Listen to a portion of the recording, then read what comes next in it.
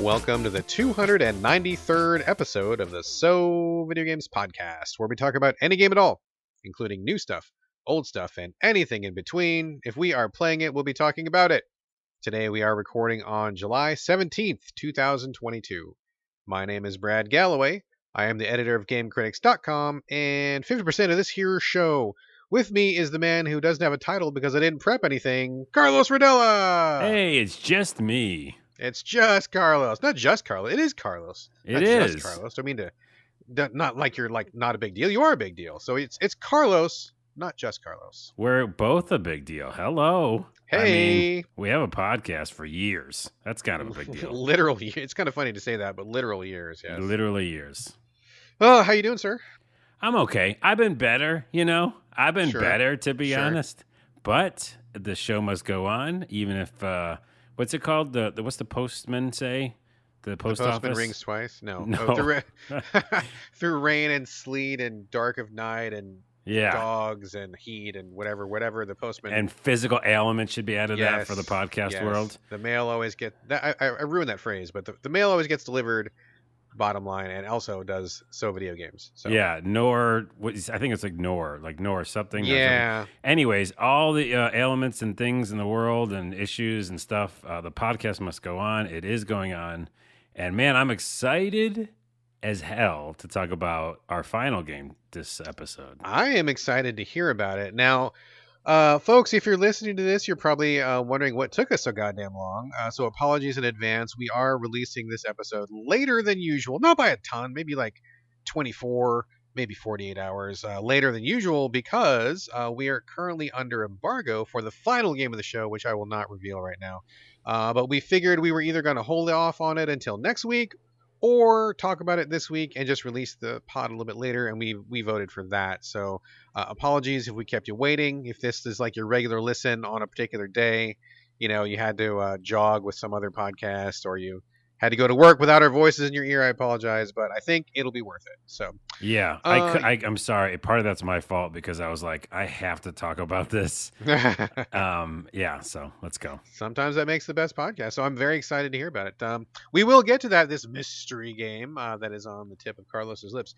But before we do that, we, as per usual, have to clean up the house. Messy housekeeping going on, folks. As you know, Carlos and I share a virtual living space divided down the middle with a strip of duct tape. On my side, just a couple of things. On your side, Carlos, how's your side looking? Yeah, 3 or 4 things. Smaller boxes. One, I just want to mention that a game I brought to the show a while ago. Remember, it was I think original title was Grand Theft Horse. Oh, yeah, Vandal is what the new title is. Or something. Yeah. Uh-huh. Well, I did enjoy that a lot, but they're making a new game, and they just announced it, and it's called Yet Another Fantasy Title. That's literally what it's called? Yeah. Oh, too clever. Too clever. But it's that same style, like kind of top-down, three-quarters view, GTA old-school style. Also, I don't know if we were talking about in the show, but Bard's Tale. Remember Bard's Tale? Oh, yeah. The old school one? Yeah. Well, the old school one, then there was a new school one. There was a remake, yeah. Uh-huh. And that one was, I think, definitely more comedy and really focused on making fun of the idea of, again, RPGs. And I never finished it, but I did enjoy my time with it. And that's what this feels like. Oh, I'm a warrior in a fantasy world. Here goes, So a lot of tongue-in-cheek stuff. Man, I love those when they pop, but boy, it's real easy to get those wrong, man. I don't know. Best of luck to those folks because, that kind of comedy is a touchy, delicate thing. Yeah, I mean, like you said, it can fall into cringe in 2 seconds. Oh, yeah. But I had a really good time with that first one. So, I think they'll be able to do it. And also, the last one was pretty much similar to that, and the fact of the setting was pretty close. So, anyways, check it out. Yet another fantasy title. I also want to mention to you, we've never talked about in the show, I don't think, but Midnight Suns. Oh, I think we mentioned it for a hot second, and that is something I'm very interested in. But it seems like it's having problems in development right now. You got some scoop on it? I don't have scoop. I just want to bring it to the show, especially so it was on your radar. It comes out in October, though. The new release date is October. Okay. So that I think is a solid date. And yeah, it's like Marvel, which you love, your puzzle quest adventure, whatever. And it's with a card system, right? Yeah, it's like cards. It's also kind of tactical XCOM, at least from what I can tell. It's got Marvel, but it's also got the darker side of Marvel. Marvel. I've been a comic book Marvel fan for many years. I love the movies, etc. I play Puzzle Quest, all that, and there's many different flavors to Marvel. There's like the Captain America, bright sunshiny hero. There's like the monster side. There's the sci-fi side, and this is going to focus on like more of the occult side. So like heroes like Blade, Ghost Rider, a couple other people, Doctor Strange, I think. Like the magical, darker, creepier side is what this is about. So I'm very excited for it. I would love to play this, but I think it's got pushed back a couple times, and I feel like what I've heard about it has been kind of rocky development. But we will Hmm. see. I'm still very excited for it. Yeah, I just wanted to make sure it was on everybody's radar and yours specifically because it's like all Oh those yeah, things thank are you. up your Yes, alley. absolutely. Checking all the boxes. Jump to your side for a minute, then I have only maybe one or two more things. Okay, cool. First, just want to give a quick shout out to Twitter user Sentionaut Plus. I think we've given him a shout before. Great guy, a friend for a long time. He just like retweets our podcast all the time, and I just wanted to say thank you. I really appreciate him. Polluting his feed with our trash, and I just love that people are out there helping spread the word about the podcast. So thanks, man. Super, super appreciate it. You are my personal hero for this week. What else do I got? I watched a new show called Creamery. Have you heard of this, Carlos? I haven't, but I also have shows, so let's talk about shows for a minute. Let's talk about shows for a minute. So this, I don't know how new it is. I mean, it's new to me. Maybe it's not that new, but it's on Hulu. Creamery is a kind of an indie production. It's about a virus hits, so a little bit close to home here, and like every man on Earth dies from the virus. And I know a lot of other shows have done the same kind of premise. This is not entirely new, but like female society takes over, and you kind of look at that for a minute, and then in the very first episode, and this is all the trailers. This is not a spoiler, like a man pops up out of nowhere. Like the one guy left on Earth shows up out of the blue, and with like every other man on Earth dead. And so they kind of examine like, what does this mean? How does this throw things into disarray? How do you treat this person? Like it's really interesting. We've only like one episode in so far, but I really like the performances. It's really funny and sassy, and I'm very excited to see where it goes. So I'm digging it so far. We're gonna keep checking this out, but putting this on your radar, Creamery. It's Yeah, Creamerie. So they've got the fancy spelling there. got it. And it reminds me of was it X the Last Man or Y the Last I Man? think it's Y the Yeah, Last yeah, Y the Last Man. Man. Yeah, there's been a couple that are kind of like that. So this one, one other a movie I want to give a shout out to real quickly. Guns Akimbo. Have you seen this? No, I saw that you tweeted about it, and I always saw those pictures that go around the internet with Yes. Daniel Radcliffe and those weird feet, but I never watched it.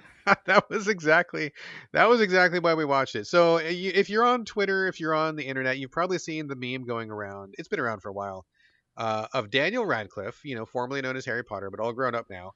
He's in a bathrobe. He's in bare feet slippers, like big poofy bare feet slippers. He's in the middle of a street, and he's got two guns in his hand, and he looks like a fucking raving psycho. And people use that to as a meme for like, I'm on my 100 day of crunch and game dev, and then they post that picture of him looking like a fucking psycho or whatever. Like it's very common. I'm sure if you've been on the internet, you've probably seen it. So as my wife and I were looking for a movie to watch, we were scrolling through, and like that was the image that came up for the movie. I'm like, oh shit, it's him. It's this thing. I didn't know where that image was from, right? Yeah. So it's from this movie called Guns Akimbo, and what happens is it's kind of a comedy, dark comedy, action movie where it's like near future. This kind of like weird internet subculture pops up again, hitting very close to home, where they're like these like death fights that happen, and they're streamed over like this Twitch kind of service, and it's all illegal, but it's like the world's most popular entertainment. What happens is Daniel Radcliffe plays this guy who trolls people on internet message boards, and the people who run this tournament get pissed off at him, and so they force him to take part in the tournament. And so what happens is they take two guns, each one has 50 bullets each, and they bolt them to his hands. There's like screws going from the gun into like all of his fingers. He cannot put these guns down, and so he has a gun in each arm, and he can't like eat food, or he can't open doors, and he can't unzip his pants to pee because he's got guns in each hand, and he can't reload them. And so the whole rest of the movie is just like fucking complete psycho, crazy, over the top action, tons of shooting, running, jumping, like lots of laughs. Like it's really dark, it's super violent, but I thought it was really excellent. And I got to say, Daniel Radcliffe did a great job.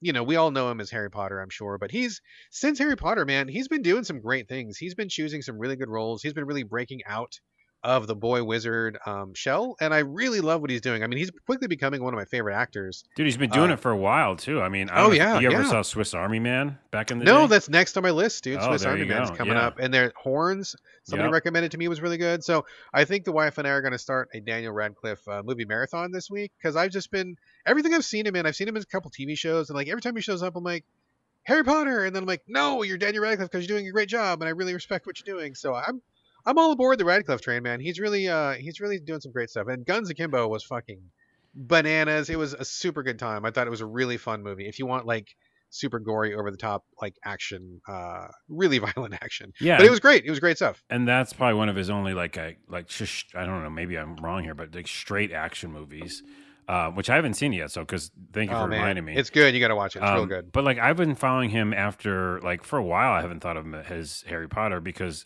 Kill Your Darlings was Allen Ginsberg like documentary. I've thing. not seen that one. And it's just kind of it's just about Ginsberg, but it's like him trying to do other things. And like you said, then Horns came out.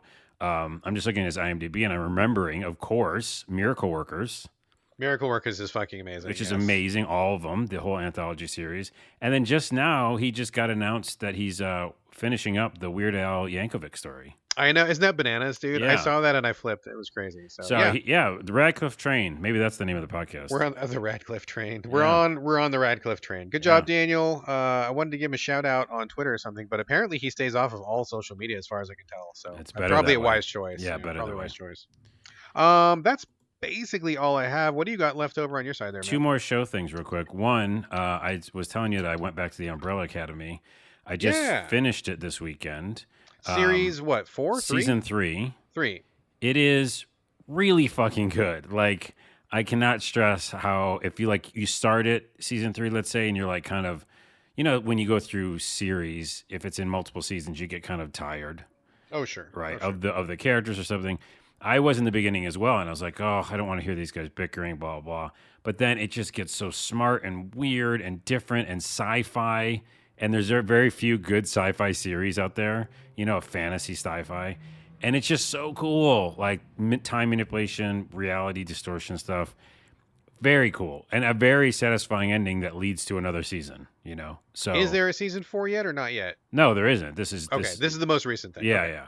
And but it just shows you there's going to be. And normally sometimes I don't like that, but this time I'm like, I just want more of it. So highly recommend that. And then I just finished this morning watching the first episode of The Anarchists on HBO. I've not heard of this one. What's it about? So it's a documentary, and it is essentially about this. It's about multiple things, but it's about this conference called Hold on, let me get this right. Anarchapulco. So like anarchy. Is this a real thing or is this like a fake documentary? No, it's a real thing. documentary. Yeah, a real yeah. documentary. Okay.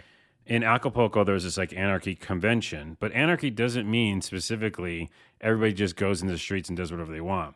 That's a longer discussion on the podcast, but it's about, looking at a different way of doing society. And, you can throw socialism there. You can throw in different just ways of treating things, not just they like it kind of against the idea of a statist or people who like the idea of these governing bodies. Right. Anywho, it starts off where it shows really a lot of the different sides of this event, almost like think Fire Festival, the documentary, but like with anarchy. Okay. And then you meet all these people who kind of put it together, but then you also just get like really good bits of like discussion around Ayn Rand and her book, and these kind of different people thinking about different tax systems and things we should do differently in this country. So not only is it like talking about this kind of debacle conference that happened and things that happened around it, but it's also kind of giving you information about anarchy and societal stuff, which I think is great when a documentary does that.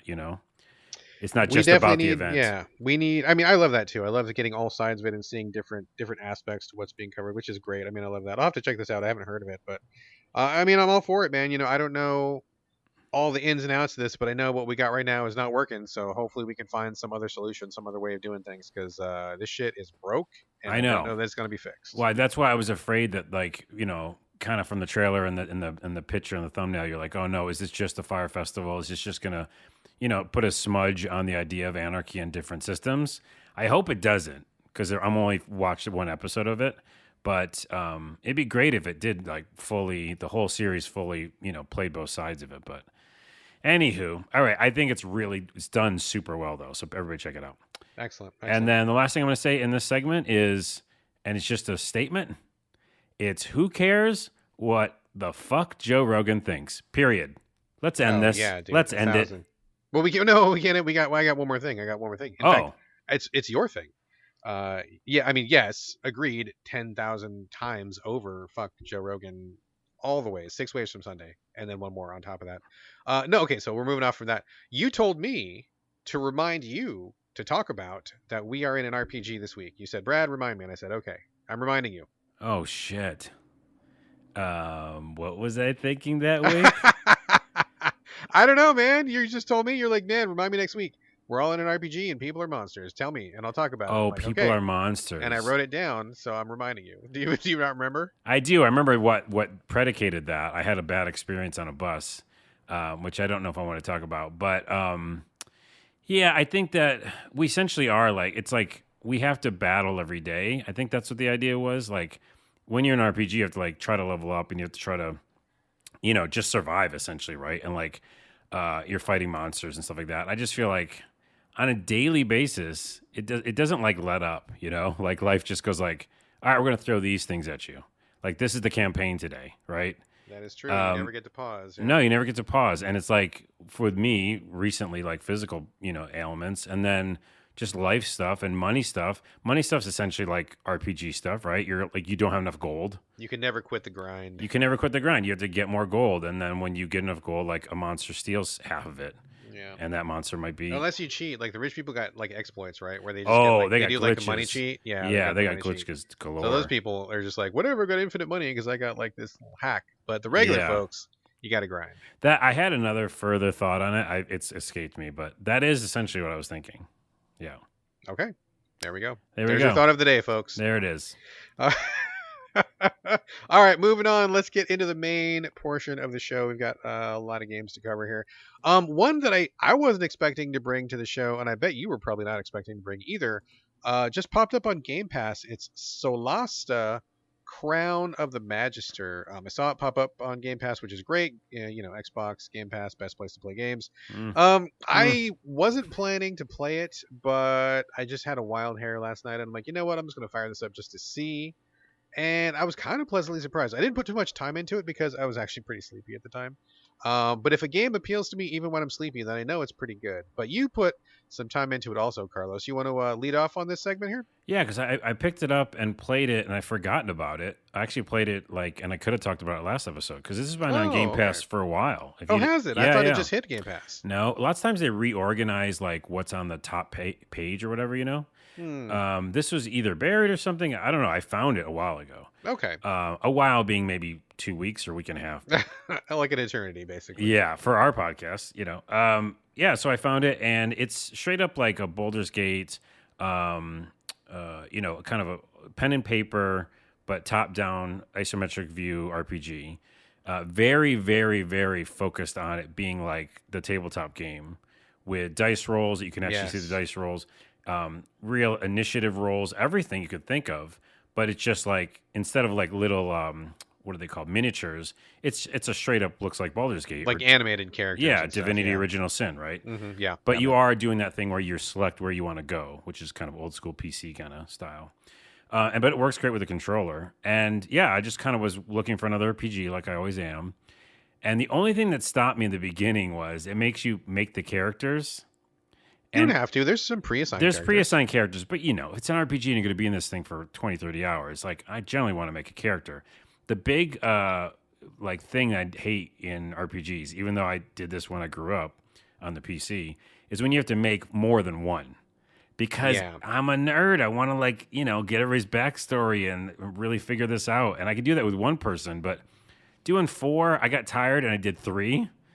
And then I did a 4th for the pre-registered. Yeah. Interesting. That was my stopping point in the beginning. I was like, oh, and I put it down for a minute. But I did come back to it. But I'm interested to hear what you thought of the first thoughts of it. Well, I got to say, first impressions were not great, because when I started the game, it immediately hit me in the face with it was right on the verge of being overwhelming in a PC way. And by that, I mean way too many boxes on screen, way too many menus, way too many little fiddly things to look at. And it's like I'm just starting the game. Like I don't want to be drowning in menus from square one, right? So I was like, it was kind of a bad first impression. So I was like, is this gonna be another one of those ones where I just don't have the time or spirit to like fight to learn this game. But I'm like, well, I'll give it a few more minutes. I'm just gonna click A blindly, and if the game keeps rolling, then that's gonna be a win for me. Yeah. And if it stops because I need to figure some menu out, then I'm gonna quit. And luckily for the game, it just kept on rolling. So I'm like, okay, good. You guys are making good choices, right? So once I got past, I was like, fuck it. I'm gonna ignore all this stuff. I'm gonna pretend like it's not here and just get to the next section of this game. Hopefully you didn't ignore the LBRB thing though. What is the LBRB thing? Oh, that's an important thing. I think you missed it. Maybe I did. Maybe I don't know. Maybe I'll tell not. you in a minute. Okay, tell me in a minute. So I got to the part where it's like create your character, and I'm like, no, I'm not gonna do that.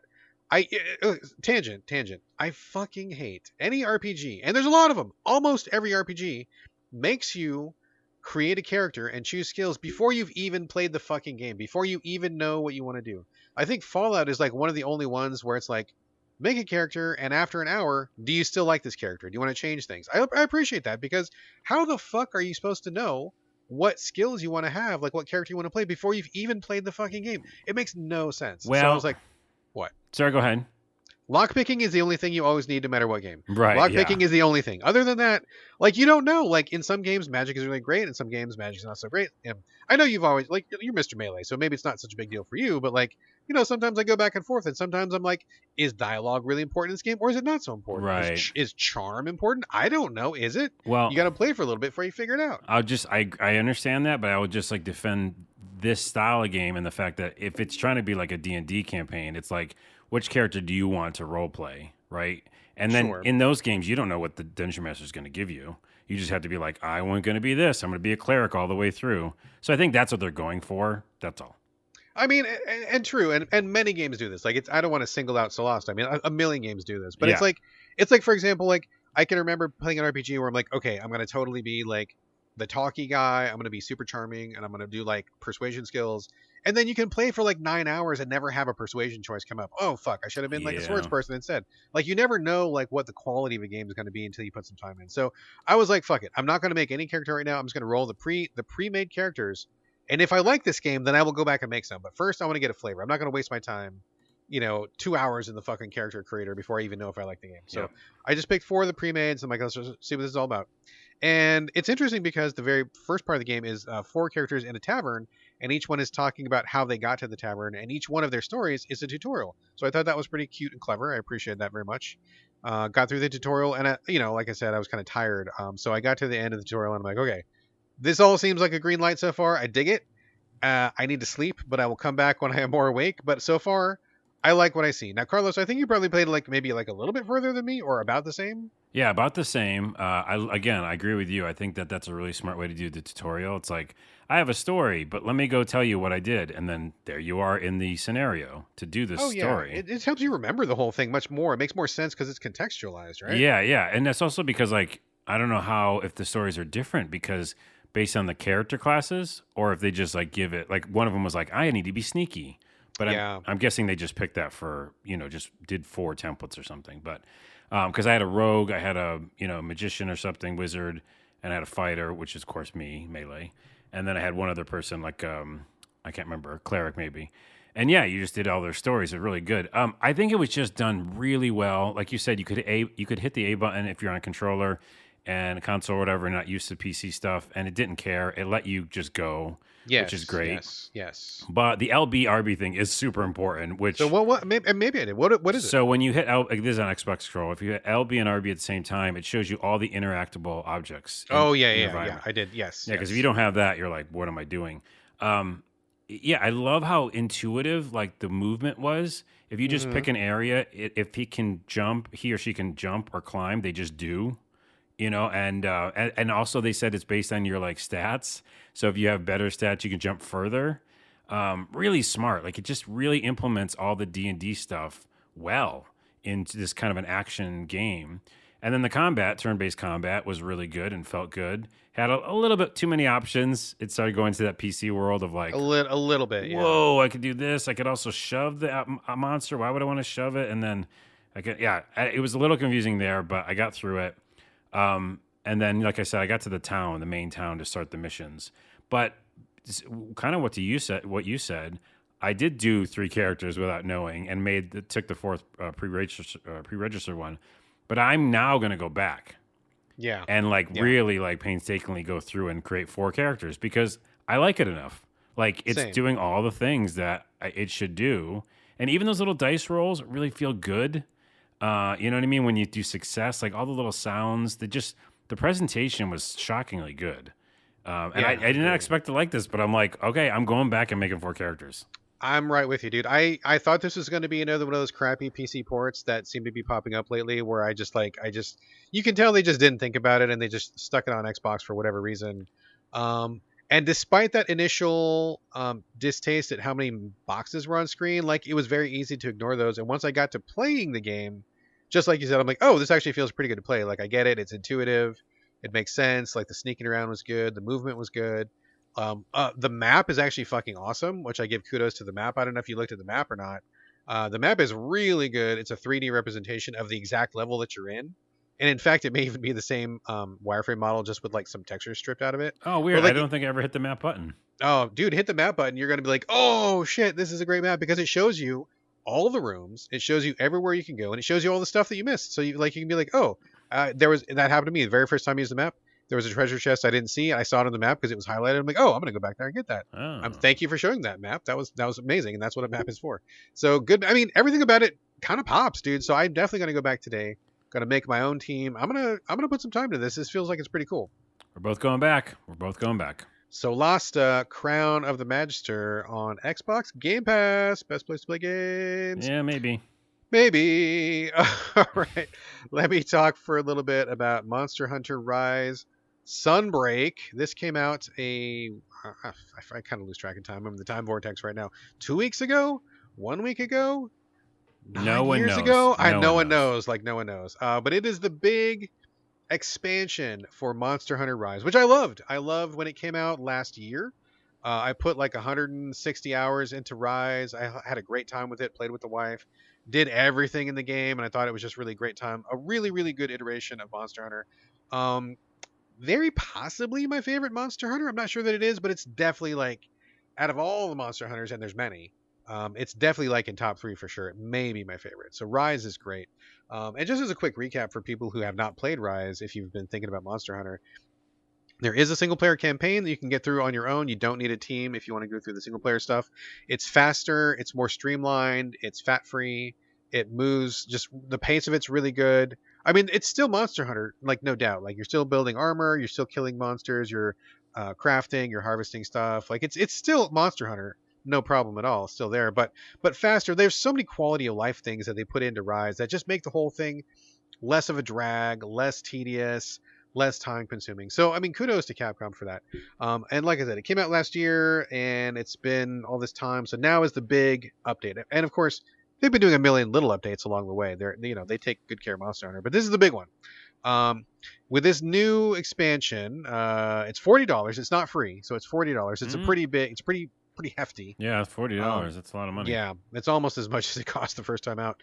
But they add, I think, about 20 new monsters, which is pretty substantial. That's a big number of monsters. Some of those are brand new monsters that have never been in Rise before. Some of them are like old monsters that you've seen, but they're like updated or like harder versions of monsters. Capcom does that sometimes. So you can look forward to at least 20 new battles, and I'm sure there's going to be more with title updates to come. There are 3 brand new areas to explore, and the areas are pretty well detailed and pretty cool looking. There's a 4th one coming in August with another more title update. Like I said, they keep updating constantly. There's some collaboration quests that you can choose to do where like NPCs will come with you, which is pretty cool. And there's so many skill changes and tweaks. I can't even begin to even get into like all of the different changes, like to your silk maneuvers, your silk silk strand. I forget what it's called, but like you have this like ability where you can shoot out like a little rope and it does stuff, and you can use it in different ways. Oh yeah, I like that weapon. about the game. Silk bind. Yeah, man, I think it's silk bind maneuvers. So like that was really cool. There's like tons of tweaks, tons of changes.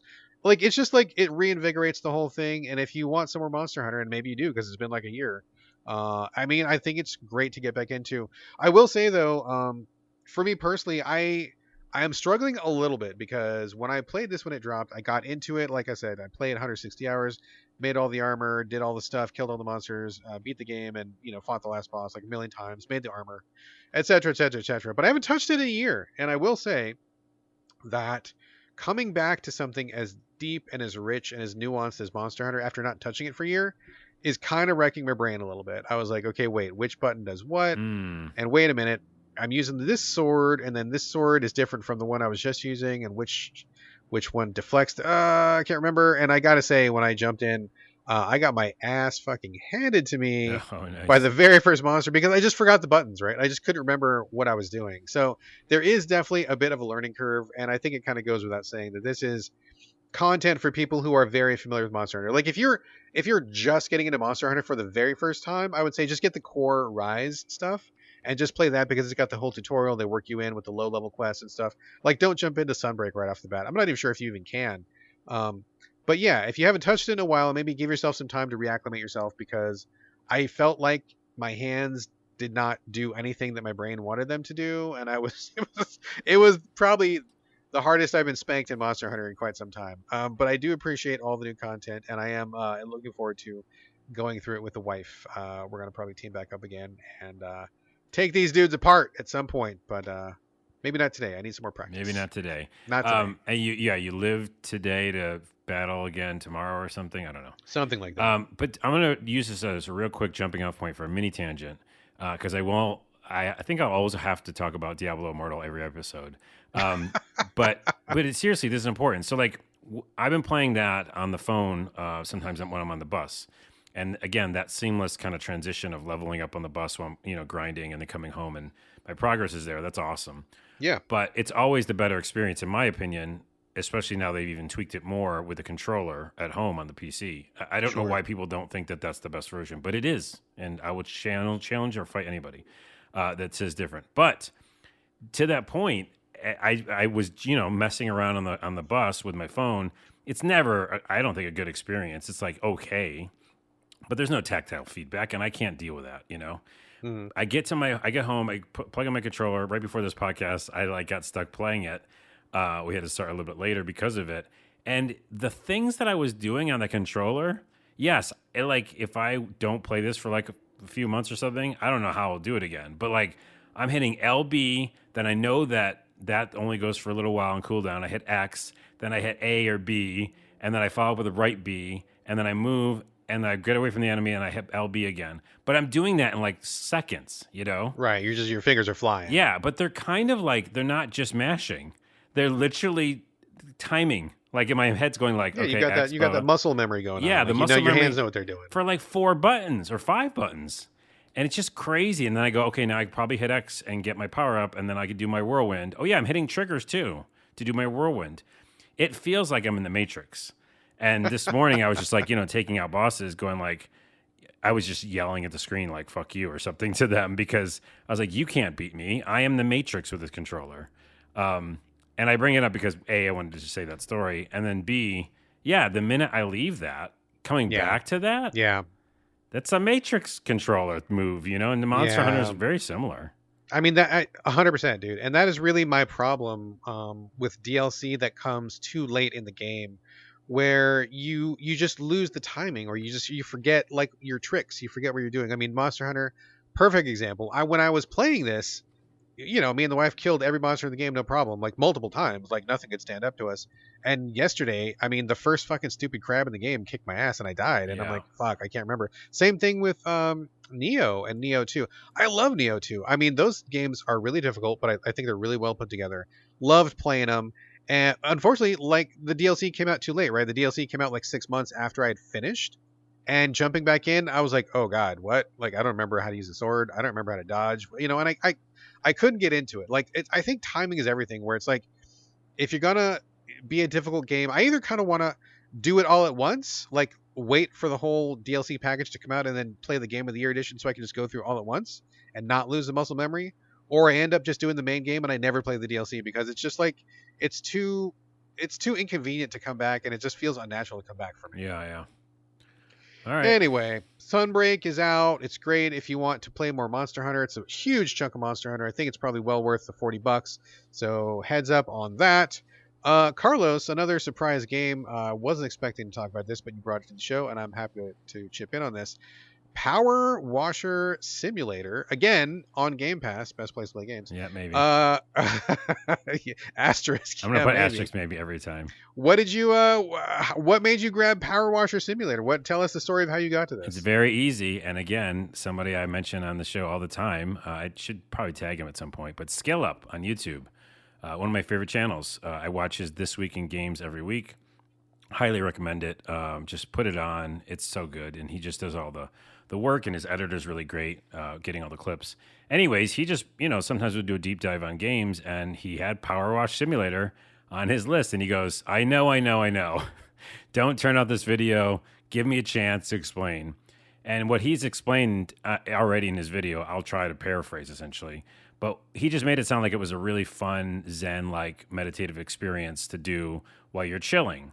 And he didn't think it would be so much fun, and he got super addictive, to it and stuff like that. So I checked it out, and he's right. It's a game that you, like he says in his video, you put on a podcast, you put something on you want to watch or in the background, just kind of audio, and then you just wash things.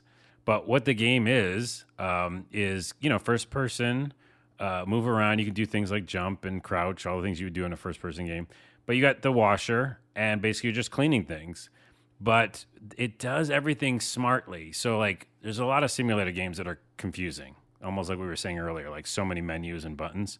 Right. There's a lot of menus in this, but you don't have to hit a lot of them. You really just got to like know to change the nozzle, know to change things on your washer, and then wash. And what they do really well, and he mentioned as well, is that when you clean sections, you can load up your little menu and see what you have left to do, which is great. It shows you the parts you missed. Yeah. Parts you missed and percentage of things you cleaned. So say you thought you cleaned a whole wall, but it says you get 70% of that done. So you have to go find the pieces of dirt that you didn't get. But it also like does this very satisfying ding when you've finished an area.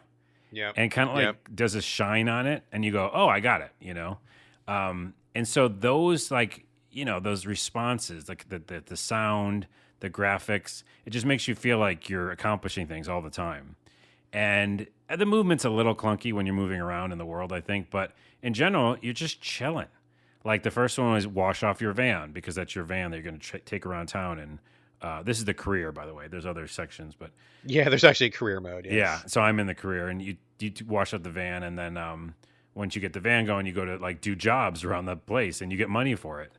And so the first job as your career is you have to clean someone's backyard, which is just nasty, and it's a little not believable in somehow how dirty some of these places are. But anyways, and you're just like slowly washing the backyard with like different things, objects and stone pathways and things like that. So for me, it's exactly what he said. It's just this relaxing experience.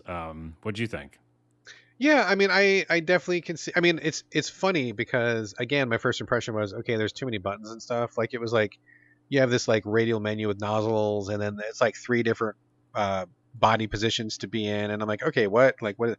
I figured it was going to be just a sprayer, but there's more to it than that. I mean, it is actually like a simulator, and it's funny too because in the area where I live, literally every motherfucker around me has a power washer. Like the guy next to me, my other neighbor, my neighbor across the street, the guy down the street, everybody has a power washer. I don't know if it was everybody just keeping up with the Joneses or something, but like literally everyone in my neighborhood except for us has a power washer. So I have a lot of experience watching people power wash stuff. So that is a very weird quirk about my neighborhood. Anyway, I start playing it, and I get it. Like I totally get the Zen aspect of it, of just like cleaning something. You get your power washer, you slowly go from like left to right or top to bottom or whatever suits you at the moment, and you just kind of clean the dirt off. I will say though that it had kind of the opposite effect on me. I was kind of grooving on it at first, but then I would miss little sections. And just like a tiny section, like I'd wash a window and it's like, you are 96% finished, and I can't see where it is. So then I hit the button to highlight where the dirt is left, and I see it, and then I spray it and it doesn't come off right away. And I'm like, okay, fuck, what is going on? Like, I don't want to work this hard. I want to just wave this water wand over this car and have it be clean. And there was a few points where it was kind of irritating me, where like maybe I need to adjust the sensitivity of my controller or something, but it's like it was one notch more difficult than I wanted it to be. Mm-hmm. And I'm like, okay, now you're irritating me rather than soothing me. So I probably need to tweak the settings a little bit, but I was like, okay, this is pissing me off, and I don't want to like get mad about fucking washing a goddamn car, so I'm gonna play something else. But I totally get why you would want to play this, and if you could, maybe if I made the sensitivity lower or something like that, or increase the pressure of my nozzle and didn't have to go over the spot so fucking many times, that would be better. So I get the appeal of it, but I think it's probably not for me. Well, I'll talk to that point because that's the only con that I had as well. And I don't know, I don't think I finished Scopes review if he mentions that, but it is annoying because even the first level, again, in the career mode, that happens. And you would think that they would not want to do that for you. But to go back to their name of it, they called it a simulator. True. So it's like in the real world, you wouldn't just wave a magic wand and things would be clean. So when you, like you were talking about, there's so many different sections of the backyard that I'll think I got it, but I can see a little bit left over, And so there is that different apparatus or nozzle that is like power wash, right? Like direct aim.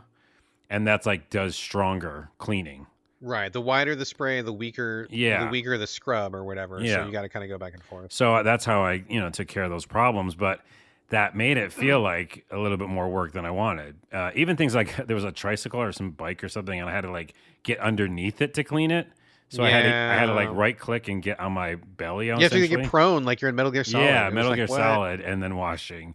So I can see how it might get annoying sometimes. But if I'm doing something else, like a podcast, I might not care. But then again, why am I playing the game? So yeah. Well, one more con.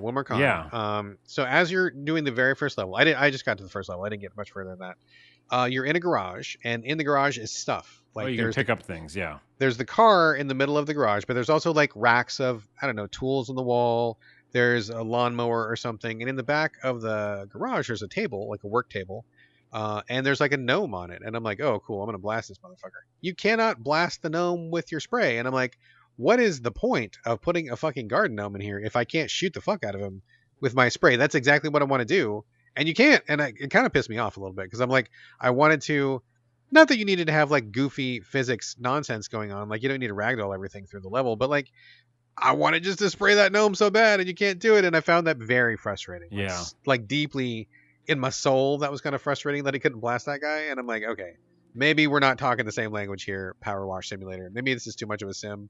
Maybe I just need Power Washer, and you guys remove the sim from it. Nice. For me. I don't know. Yeah, 0 out of 10 can't power wash the gnomes. The gnome. Yeah. Well, I think because you can pick up objects, I think that's part of the gameplay loop later on, where you actually like have to place things back in their order or something. I don't know.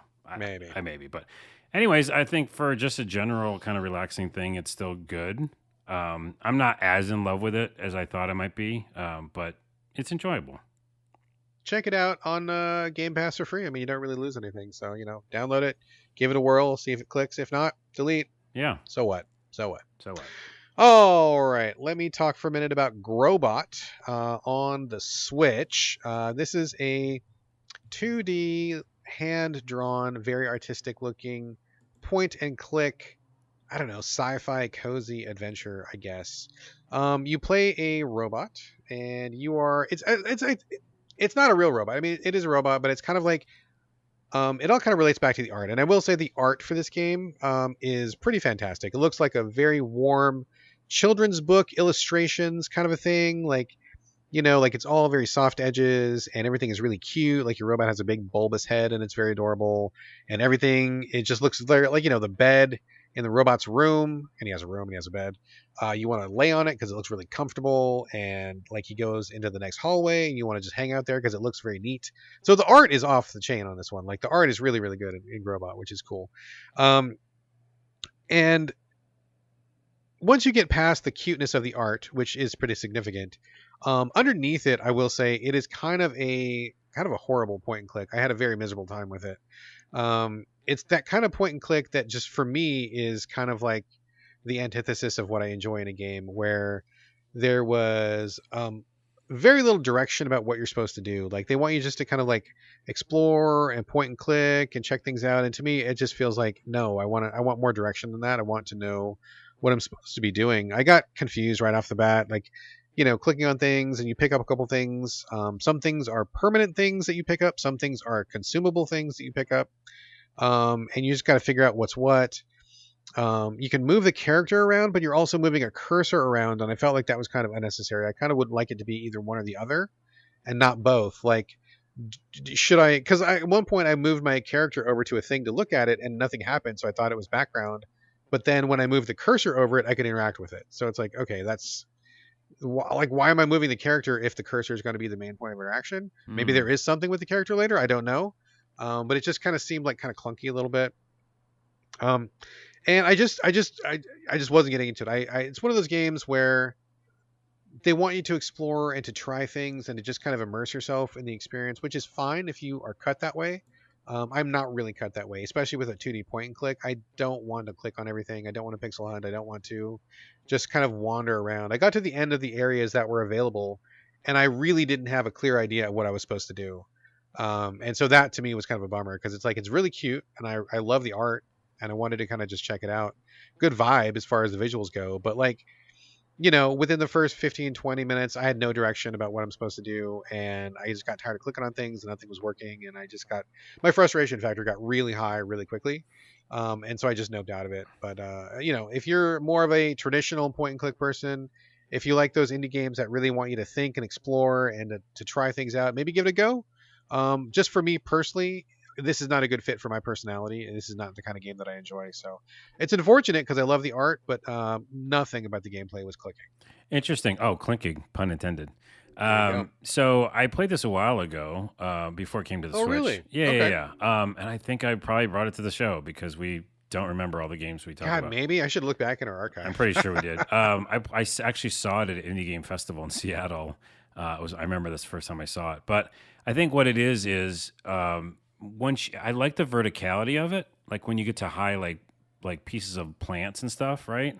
This is the same game I'm thinking about, right? I don't know. I didn't get any vertical anything. I was just kind of going from room to room. You're saying Growbot, right? Yeah. Are you thinking of Grow Home? I'm thinking of Grow Home. Never mind. I was like, you're also a robot. There's also plants. There is also plants and robots. Growbot is just straight point and click. Okay, I get it now. Yeah. Totally different game. That's funny though. I love Grow Home. Grow Home is awesome. Grow Home is. Yeah, I thought that was like, why is he talking about this game again? And also, why is he not like it? No, Grow Home is dope, dude. I love Grow Home. Okay, that's Growbot. Let's make sure we know that. Yeah, the art is really cool looking in Growbot, but yeah, it seems like it might. If it's not your jam. I just, it's just a quirk, and I know that about myself, and I just want developers to give me an in, right? Like, I don't want to have to work from the jump to like get into something. It almost feels like sometimes, and I'm like totally reading into this, right? Like, I have no idea. I don't know who made this game. This is not a personal comment about them at all, but sometimes I come up against a game, usually it's indie games, where they're like, I almost get this attitude of like, are you going to work hard to get into my game? I made this game, you got to earn it, kind of a thing. And I just feel like that I never want to play a game like that. I don't ever want to do that. Like, I want someone to show me what they've done. I want them to welcome me in. I want them to, teach me how to play. I want to engage in this stuff, but like sometimes I get that vibe of just like, they sometimes just doesn't feel like they care that you're there. Yeah. And I don't like that feeling. And that's kind of the feeling I got, not from the visuals. The visuals are very welcoming, but from the gameplay, it very much to me, it felt like, I don't care if you're here or not, figure it out or don't. So. All right. That's a miss for Growbot. Kick it over to you for Krut, Krut, Krut, Mythic Wings. Yeah, the art style that's got me interested, and I think we got a code, I want to say. We did, yes. Yep. So thanks to the publisher to give us a code for talking about it here, as we're doing right now. So it's based on, weirdly enough, the game is a side-scrolling action game based on a Thai animated feature film. It's called Krut, the Himaphan Warriors. And this is all based on Southeast Asian mythology and Garuda warriors. Basically, you play as a bird warrior person, and you fight against monsters and stuff like that, as well as there's ogres are your main enemy. And there's a lot of story in the beginning to explain it. There's kind of hand-drawn story segments, and then the actual game is just like left to right attack monsters and jump around. Is it shooting or is it like melee or what kind of No, action are we melee talking about? and like there's a little bit of like kind of ranged magic melee and stuff, Okay, okay. but essentially just like attack slash dodge and stuff like that. So I'm always drawn to that style of game. As you can see, there's some you know tentative talking here about it because I like parts of it. Parts of it I don't. I really like learning about any new culture, any new Sure, mythology. It's sure. always fun. So I like that. There's a pretty long story in the beginning about this mythology with the bird warrior and his mythic wings, and this whole like taking over of land from the ogres and stuff. So there's a lot to read in the beginning, but when you finally get into the action, I just felt like a couple things didn't click. One, I like the attack. It's slash slash, all these combos like you would normally do. I like the roll. It was a little delayed.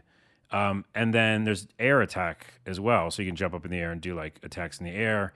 And then you can actually start flying a bit because you are a bird. And you can do some flying like in just you're just flying and doing attacking. So there's a lot of options. Weirdly enough, I always want, if I'm gonna jump in the air and do a hack and slash game, I always want to like a attack down maneuver. Okay. Like when you jump up and you like attack while you're aiming down. Sure, a little death from above Death maneuver. from Sure. above. And there's none in this game, or at least that I haven't unlocked yet. And that really bothered me because there's so many enemies on the ground and I'm always in the air. I'm like, Oh, that's weird. Yeah. yeah, I wanted to be able to just aim down and hit them. But I think the biggest problem is that like some of those attacks, weirdly enough, sound makes a difference. And so one of the sounds from like the strong attack is very light, kind of like a ding or something. And I was like, that doesn't fit.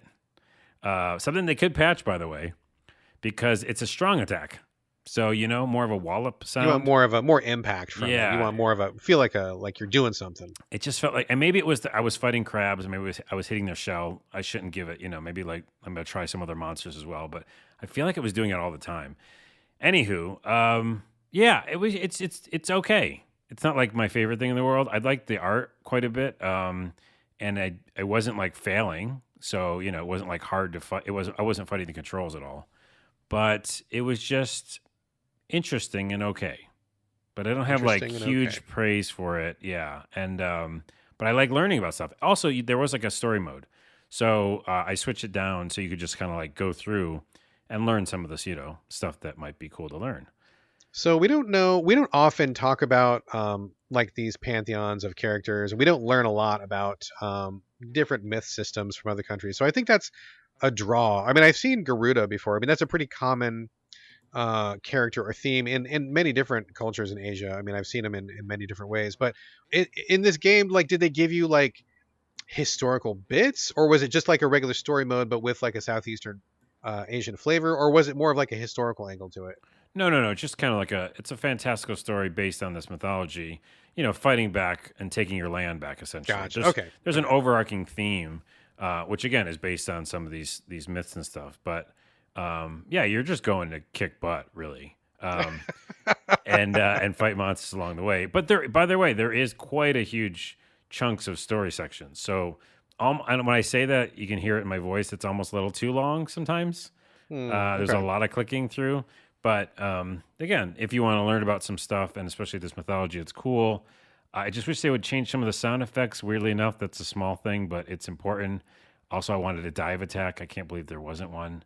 And by the way, the publisher I want to say is Blowfish. Now that isn't. We shouldn't really always look at that because different developers. But Blowfish did just do the 9 Witches that you liked. They put that out. Oh yeah, 9 Witches is amazing. Yeah. I love that game. So, but anyways, I think it's okay. And I liked what I learned from it. I'll probably go back and just keep it on story mode and see learn more about the story. All right, cool. That is Krut Mythic Wings. I believe that's on every platform right now. I'm pretty sure. Oddly enough, this has been the year for princesses. I've been playing a lot of princess games this year, which is fine. I like princesses. If I had the chance to be one, maybe I'd be one for a week. Who knows? Maybe you would. Maybe I would. First one that I played this week was called Long Live the Queen, coming from that most famous publisher that we have a mostly hate relationship with, Radcliffe Games. What? Yep. They got me again, bro. They got me You're again supposed to because steer clear. I can't. That's the magic of Ratalaika, right? For anybody who listens to the show, you already know what we're talking about. But if you're new to the show, Ratalaika Games is a publisher that I struggle with so hard because they put out the best trailers. Their trailers are like best in the industry. Every game they put out, I watch a trailer, I'm like, damn, I want to play that. And then when I play the game, I inevitably hate the game every single time. They tend to choose games that are very very difficult. They tend to choose games that are very very niche to the point of where I think the audience is very like microscopically small probably. So I mean it must work for them, right? Like I mean no hate, like they're playing their game and they're clearly doing well. They release games every week. They must be making money. So I mean props to Ratalaika for that. But for me personally, it gets me because I always think their games look amazing, and then when I play them, they're never as good as the trailer. Mm. And I've spent so much of my own money buying their games, and I end up just not liking them very much. And so it's kind of a point of contention with me. Anyway, yeah, I mean, they kind of got me again, but they kind of didn't get me again. I think maybe this is one of their better releases for me, anyway. Long Live the Queen, originally on PC, was it's a it's kind of a grow your princess sort of a game. You start off the game with this princess. Her mom is dead, and her dad is like, you got to grow up fast, honey, because reasons. And so she has like a ton of skills, like 36 or 48 different skills or something like that. It's like a ton of skills. Sword fighting, running, horse riding, dancing, politics, strategy, naval strategy, logistics, like whatever. Like there's like a million of those, right? And she starts at 0 in all those stats. And so it's totally up to you, the player. Every week you can choose 2 different classes, and you got to find out what you want to teach her, right? So you can, if you want to specialize in military, you can do that. You want to specialize in courtroom behavior, you can do that. You want to specialize in history, you can do that. Like whatever. The other part of this is that she's got an emotional meter, and there are 8 emotions. It's like angry / cheerful, lonely / I don't know, not lonely or whatever. It's not lonely. It's something else. Whatever. There's like a back and a forth to all of these. You can't have all of them at the same time max. Like it's like if your anger is maxed, then your happiness is 0. And if your happiness is 0, then your anger is max. Like, you can't fill every bar, right? You got to decide. And depending on how she's feeling that week, that affects how well you learn your lessons. So if you're very angry, I keep saying this because I spend most of my time on anger. Nice. If you're angry, you do sword fighting and military really well. You'll learn it twice as fast. If you are sad, then you will like fail at like conversation or charm classes because you don't want to be around people. So it's like a cool system where there's all these like different moving parts, a million different levers. The interface is real bare bones. Like you see just a basic picture of the princess. You choose the classes. Like there's no animation for the classes. Like a text window pops up and says, "Oh, you learned about horse riding and you gain +5 horse riding points." Like that. It's like real simple, right? And then at the end of each week of classes, you'll get like one story scene, and it's like, "Hey, your peasants are hungry. Do you feed them? Yes or no?" Or, "Hey, someone's challenging to duel. Do you want to fight them? Yes or no?" And a lot of times, it's not even like a yes or no. It's just like, if you choose to do the thing, it'll automatically calculate whether you succeed or fail based on what stats you already have. So, this all sounds fine, right? This all sounds like okay to me. How does it sound to you so far? It sounds a little confusing. I'm even looking at pictures of it, and it still looks a little confusing. It feels almost like going back to Simulator. It's like, yeah, you're kind of like, it's a menu game, right? It is 1,000,000,000% a menu game. Yeah. It is a menu game, so, which is okay sometimes.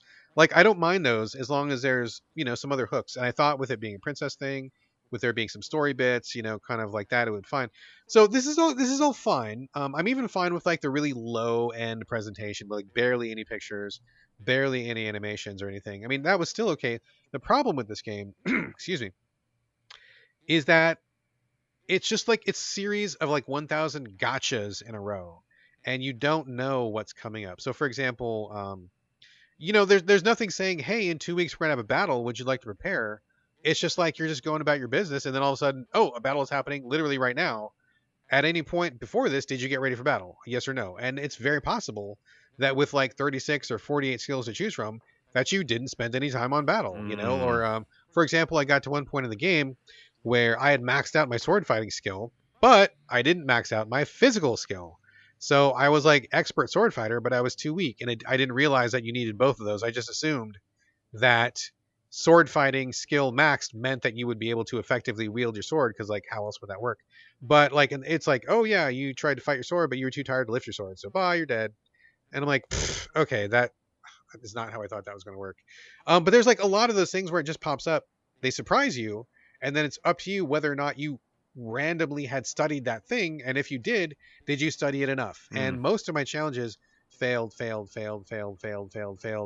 And I just got kind of tired of it, where I just felt like I don't want to be got all the time. Like, you know, like the game is just like, gotcha, motherfucker. You thought you were going to do the sword battle, but you're not. It's not strong enough. We gotcha. Yeah, It's like, geez. yeah, I don't. It was a series of those, and I'm like, I don't want to do that. So what ended up happening was I played it for about an hour and a half. And full disclosure, I talked to other people who played this game. They said you can play through the whole game in like 2 hours, and they want you to replay it because they know you're not going to figure this out. Like no one's gonna get through it the first time. They're like, there's so many gotchas. It's impossible to avoid the gotchas. So they want you to replay it. But to me, that's not a good use of my time. I got through 90% of it.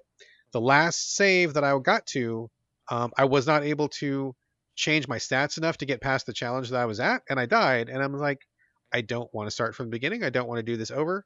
So it almost had me, like it almost got there. Yeah. But I feel like it was kind of mean spirited, and I feel like it was just like not player friendly in the sense that it was not really respectful of my time, and it didn't tell me enough ahead of time what was. I mean, you know, I would have really appreciated something like, hey, the peasants are getting upset. You know, it might be good if we knew how to talk to them in 6 weeks. Or hey, the Navy is having some struggles. Should we put some money into the Navy? What do you think? You know, like anything like that, just to help me out a little bit.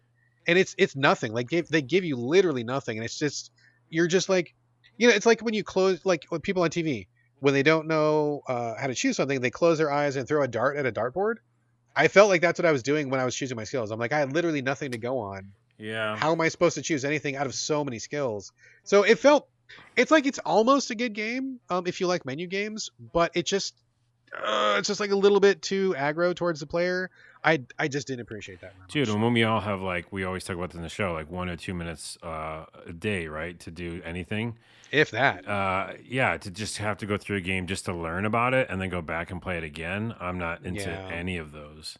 Yeah. I talked to a person who went through, and they were taking notes, and they were like, oh, I wrote down when each event happened, and even taking all the notes, there were still so many fuck yous that came up. Like they couldn't get through it either. It's like, you have to just do a very specific set of things and a specific set of points. And I just, no, man, I'm just not going to play my game like that. So. Okay. So one thing, I doesn't sound good to me. And I'm out as well, before I even started, but to Radcliffe's defense, I come running down the hill, yelling, saying, Radcliffe did not get you, but Hanako Games got you, because this is actually Hanako Games. Yeah. No, that's true. And, you know, I will say, I mean, it's not a bad choice. I mean, I can see why Radcliffe picked it. This is very much in their profile. Yeah. Even if it's not like their usual 2D platformer jam, but it was really close to being a really good game. I just can't.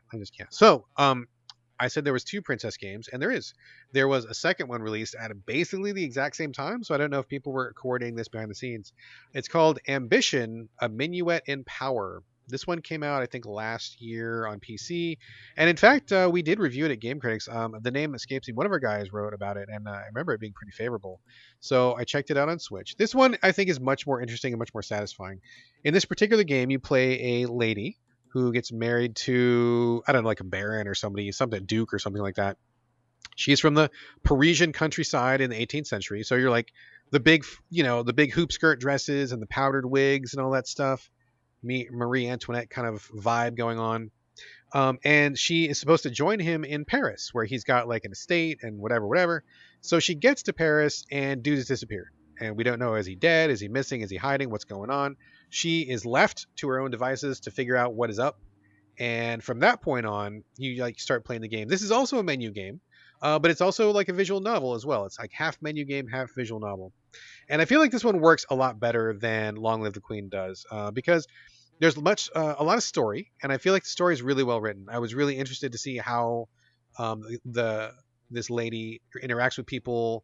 They paint the Parisian courts very in detail. Like there's a lot of like intrigue, a lot of backstabbing, a lot of one-upsmanship. You know, kind of like you see on these TV shows. Who knows if that's what it was like in real life? I mean, it seems like it must have been, but who knows? But if you've seen like any of those shows recently, like that's exactly what it's like. So it's like insulting people publicly to gain points and to gain favor, or to try to maintain political alliances and that kind of a thing. So it's really, really like that kind of a jam, which I'm not usually up for, but I feel like it's really working for me this time. Along with that, there's many different factions in Paris. There's like the church, there's the revolutionaries, there's the crown, there's the military, a couple other folks. And so you want to kind of like play them against each other. And how you do that is they will invite you to parties. And a really important part of this game is your outfit, which kind of makes sense because that was like fashion and style, very important back then. So like you got to like buy outfits that match the taste of the people whose party you're going to. And then you go there and then you like choose people to talk to. And it depends on how much, oh God, what do they call it? Like, it's not clout. It's like credibility, I think, is one of your stats. Credibility and peril is your other stat. So like if you choose something that's really risky, kind of gambling on something, it'll give you peril points. And if your peril points get too high, something bad happens to you, your head gets cut off or whatever. And if you have a lot of credibility, that means people trust you, they like you, they will go along with what you say more often. And if you're making the right choices, they'll be very agreeable. So you'll find that like it's hard for people to say no to you. So you got to balance peril and credibility. You have to wear the right clothes to the right party. And on top of that, there's like all of Paris to explore. You can you get to do one activity a day. So you can like rest. You can go to a party. You can go to the tailor shop and get new dresses. You can talk to a friend. There's multiple people you can talk to build relationships with, like Persona style. There's also places like random events you can go to. You'll see like a big question mark, and it'll be like, "Oh, a man needs help. Would you like to help him?" And you don't really know what is it going to be good? Is it going to be bad? Is it, you know, who knows what? And on top of that, you're like managing money and you're keeping your household running. There's a lot of like plates spinning at the same time, but I feel like it's all just enough to keep it interesting, but not so much that you feel overwhelmed. I feel like it's pretty easy to keep up with most of it. And I feel like the story bits are a good balance for the menu bits, and the menu bits kind of give you a little bit to sink your teeth into in between story bits. So it's not just like a visual novel where you're just reading, and it's not just like a menu game where you're just clicking buttons. Like it's a really good mix of both of those things. I think the setting of 18th century Paris is really interesting. Kind of reminds me a lot of Card Shark, which came out earlier this year. So I think we're really getting like 18th century like Renaissance in gaming right now. I don't know what's up with that, but I'm kind of digging that vibe right now. And I feel like overall it's really really good. I'm digging it a lot, and I'm very curious to see how this goes. I feel like there's many different branches in the story, and I feel like there's a lot to see. Almost too much. I feel like there's no way I'm going to see everything in this game on the first pass through. Like it's just impossible. So I'm very curious to see what crops up, what's going to matter. But I dig it so far. I like it a lot. I think it's really interesting. And if you like visual novels or visual novels plus, which is kind of my favorite thing, visual novels, but something else to do, it's a really good one of those. I got a couple gripes, but what do you think so far, Carlos? Am I selling you or no? No, Not at all. Yeah, Okay. I was putting a pillow down and thinking about a nap, but it also says you can date people though. That got my Yes. interest a little Yep, up. you can. Okay, interest. Which is peaked. weird because you don't know what happened to your husband, right? So it's like Right, immediately he could hitting still be around. Yeah, no, he's gone. He's gone. Let's hit the dance floor, get some drinks. I got my good outfit on. Everybody thinks I'm credible. Let's get this party started. If you know what I mean, and what I mean is I want to hook up. That's interesting. See, now I'm out of my bed and put my pillow down. But also, yeah, just a lot of menus, and I think a menu game has to be like the setting for me has to get me hooked, right? Like I was with you on the sci-fi one that you loved so much, that you loved more than I did. Citizen Sleeper. Citizen Sleeper. Oh, great game, yeah. I liked it just a good amount, but I did like it because of the setting, and I wanted to know what was going to happen with the character and stuff. But yeah, I don't. This doesn't do much for me when it comes to setting, but interesting. I mean, it's for somebody. It's I dig it pretty good. I think it's pretty nice. I will say just really quickly, there's a couple downsides to it though. I started playing it on docked mode on the Switch, which was fine. But when I took it in handheld mode, I do feel like the text is too small. And I don't feel like there's no option to resize it. So I'm reading it and it's okay, but it's kind of like uncomfortably small. And I realize like I'm older than some people out there, or whatever.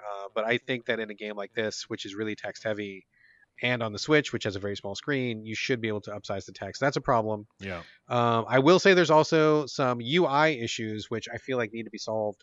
For example, your lady gets tired, she gets fatigued if she goes to too many parties, and you have to manage how many parties can you go to or how much stuff can you do before you get too tired. Because if you get tired, you lose credibility because you look sleepy, you're slurring your words, you don't look like you're as convincing, or you get in more danger because you're not being careful. So you have to be well rested. And I honestly don't know how you find out how much fatigue you have. It's important, and I'm like, I don't see where it is. I wish there was like a stat menu or something Hmm. where I could just see how tired I am, or even just like a, you are very tired today, or you are not tired today. Like something, like give me something. Maybe it's there, maybe it's not, but I don't know where it is. There's also a gossip system where people will tell you gossip and you can sell it for money, which for me so far is my main source of money. And I don't know how to find out what gossip I have before I get to the store. And this is important because you can only do one event per day. So if I get to the gossip store as my one event for the day and it turns out that I have the wrong gossip or not enough gossip, then I've wasted my turn for that day. And I, like it's like, oh well, I advanced the clock and I didn't really want to, and I didn't benefit from it. So I want to be able to check those stats before committing, because you're so strict on your time limits. Everything is on a very strict time limit. So that part needs some work. Maybe I'm just not seeing something. Maybe there's a menu I don't know about. But that part is a little bit of a problem. Not a huge problem, but kind of annoying. And the text is too small. But other than that, I'm really digging Ambition, Minuet, and Power. I definitely want to finish this one. Having a pretty good time with it. Selling gossip for money is funny to me. It's funny too because when you sell it, it's like there's a 1 in 20 chance that someone will know it was you that spilled. Do you want to still sell it? And like you're always kind of gambling whether people are going to know it was you that squealed or not. It's pretty funny. Hey, put this on your radar, which I just stole from Skill Up. Sorry, he says that all What's the that? time. The developer does this game called Strange Horticulture. Oh yeah, that one's on my radar as well. Yep, it totally is. So Yep. it's the same developer, I think, or the publisher. I will check it out. Yeah. I will check it out. Yeah. All right. Well, that's cool. So Ambition, a Minuet, and Power. I think that one is a win. Long Live the Queen. It was almost a win, but I can't really say it's a win. I'm not really gonna follow through on that one. But anyway, if you like princess games or you like 18th century Europe, you're in for some good times this year. There's plenty to choose from. All right, now the main event, the game that we delayed the podcast for, Carlos's big, exciting reveal. Carlos Rodello, what game is it that's got you so enamored this week, sir? Drum roll. It is Stray. Stray on PS5, right? Yep, PS5 and the PS5 version, which looks beautiful. Yeah, we saw videos of this, and you were hooked from the jump. You were like, I gotta play that. This is where all I know is you're a cat, and that's all I know about it. And you're in the city. It looked pretty cool. So you've got a code from the developer. Thank you very much for the developer. Thank you very Who much. sent us a code for the purpose of talking about it on the show right now, which we're doing in real time. That's all I know. You're a cat, and that's all I know. So please fill us in on everything, although don't spoil any spoilers because we are still under embargo for story spoilers. But tell us about the game itself. Stray, what's up with being a cat? Oh, wait, how much story can I explain then? I can't say it out loud. Okay. So don't say anything about your companion. Don't talk about that. And don't talk about anything past the first couple levels. We're probably fine. Oh, wait a minute. So this is like in real time on the podcast, readjusting my idea for review. I can do it because that's what we do. You can do it. I believe in you. We're professionals. I will say this at high level, and I said this. I finished the game, by the way. I fucking you did? finished How long was it? I don't know. I didn't really care. I like put it down for a while because I didn't want it to be over, and I felt myself doing a lot of stuff. And I think I did it with like 6 evenings probably or something. Okay. So maybe like 10 hours. Maybe something like that. Okay. There's more to do than I did. That kind of thing where there's all these little mini side missions. Sure. There's not a ton of side missions. There's just smaller things you could go looking for, and I didn't because I really wanted to know the story. And but anyways, I finished the game. Was it last night, I think? And I go, that was a perfect game. Oh, shit. That's it. It's 10 out of 10. It's a perfect game. There's like literally a couple cons I'll say at the end that are not spoilery, and it's a perfect game. Now, the first thing and why I was always interested in this game is there's so many games I've played, and we both played as cats. I'm a big fan of cats. And I'm a big fan of playing cat RPGs and any kind of game that you can. Cat Simulator. I've played all of them, probably. Sure.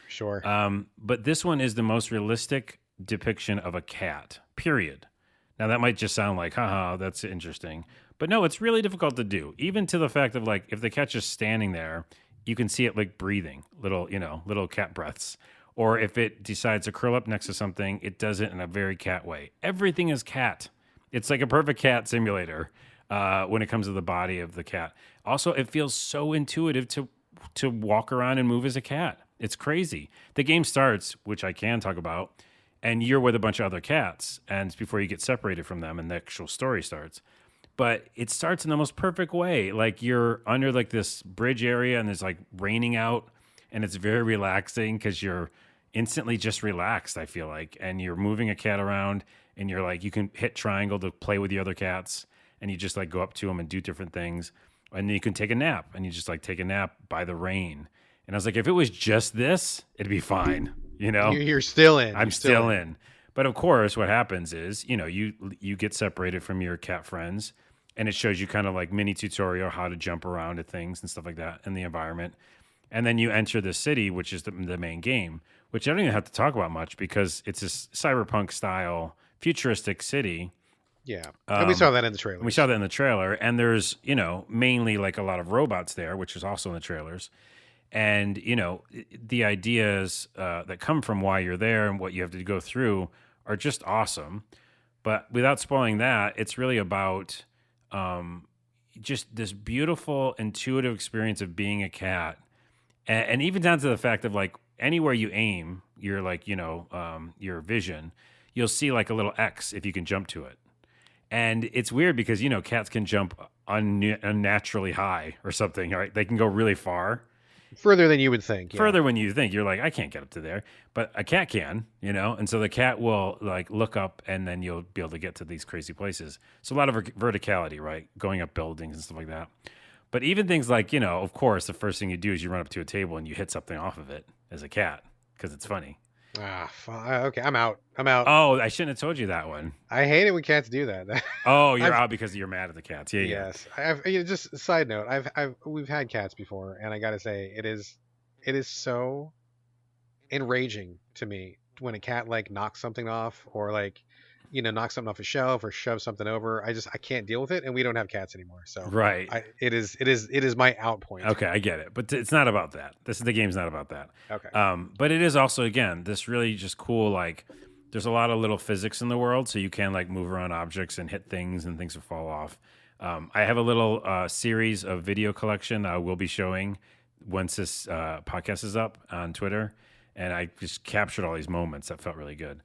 But yeah, it's hard to explain without saying more story stuff why I like it. But I will say that the story is super engaging. It all just feels like just I don't know, like perfect, and it doesn't overstay its welcome, right? Like that's the biggest thing. Right. When it wrapped, I was like, "Yep, that's the story. I totally get it now." It felt good and felt fun the whole time. The only mini con is that there is no map, and it almost goes together with like the fiction of the world because you're a cat. Like it would be weird, I guess, if you're checking a map all the time. Cat map.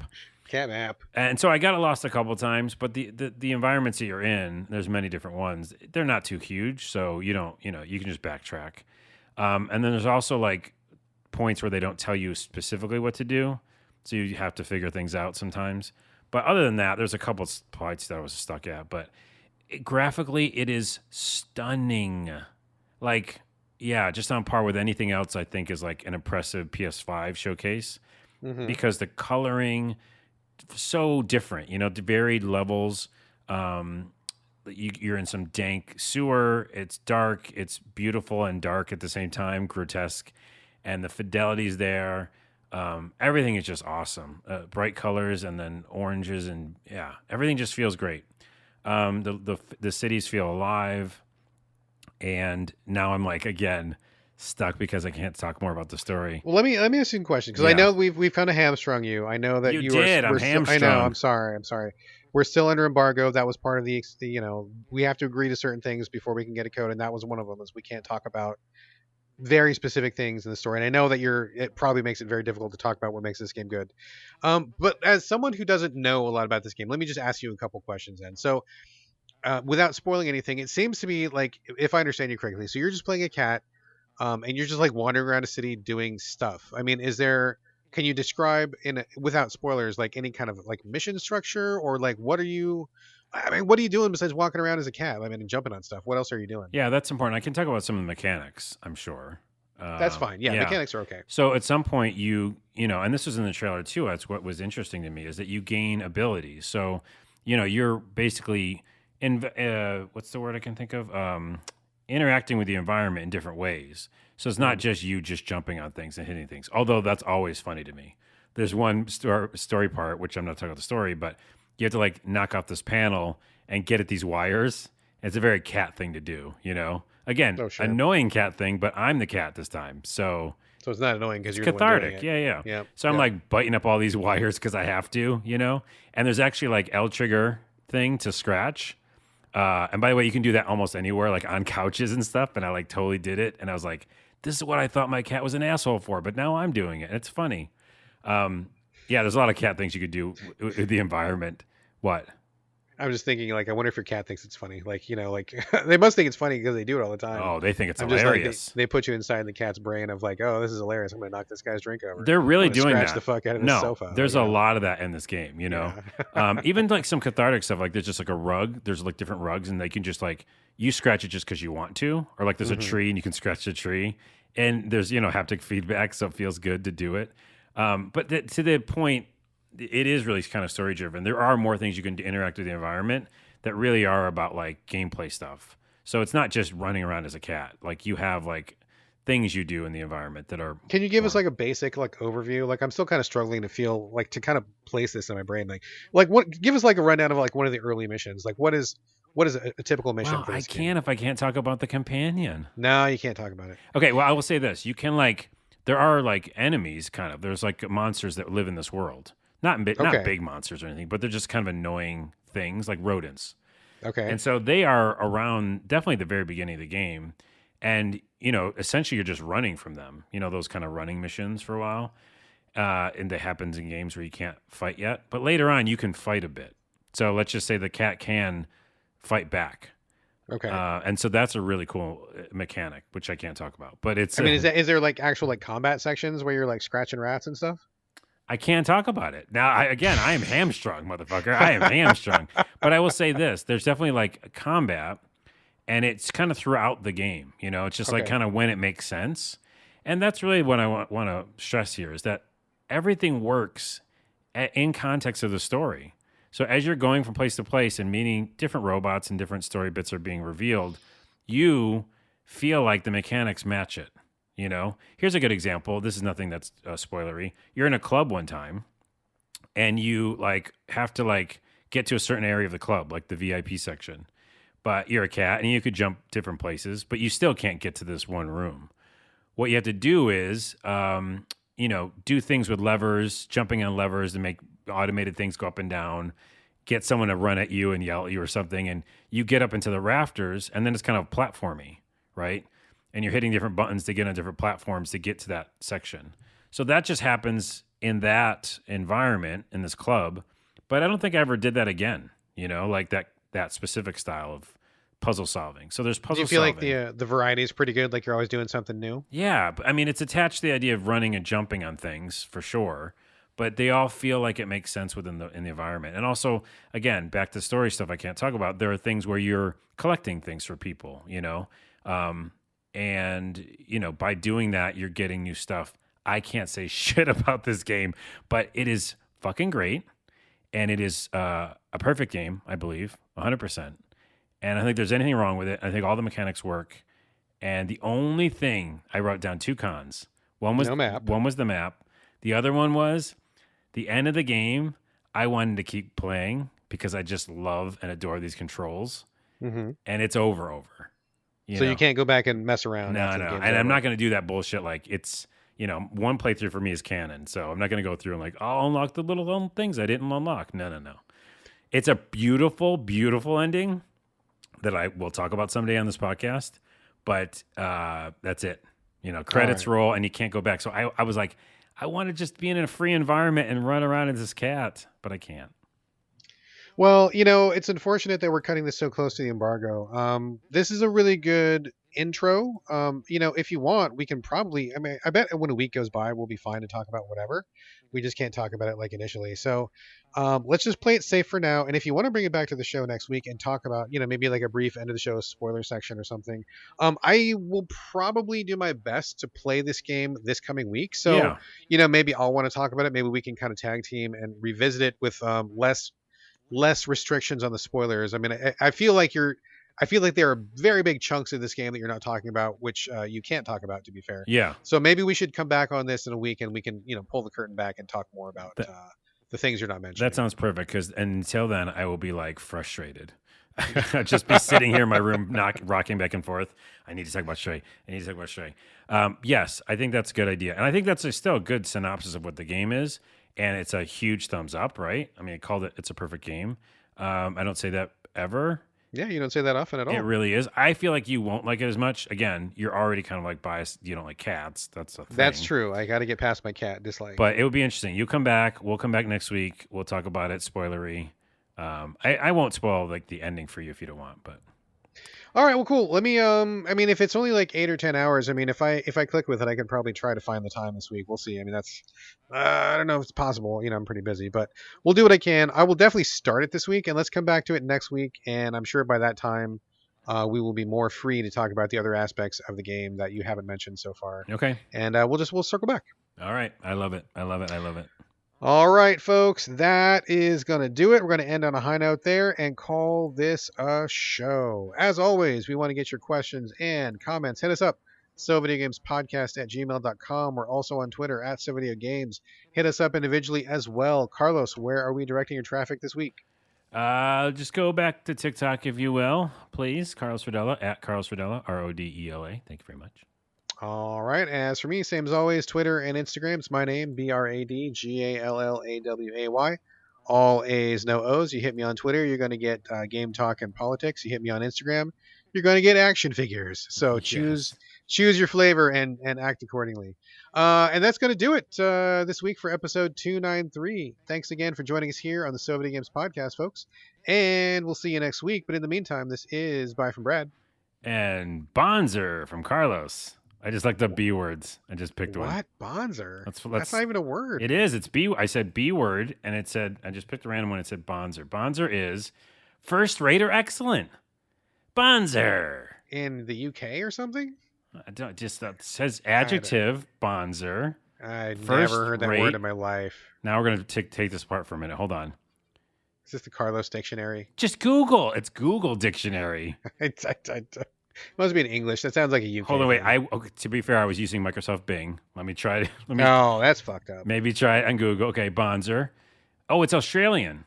There you go. I knew that wasn't a regular informal, Australian. But for excellent or first rate. So I'm going to say at the end of this episode, Bonzer. And hello to all of our Australian listeners. I love Australia. We should do a podcast there. Not those spiders, but everything else. Yeah. All right, that's a podcast.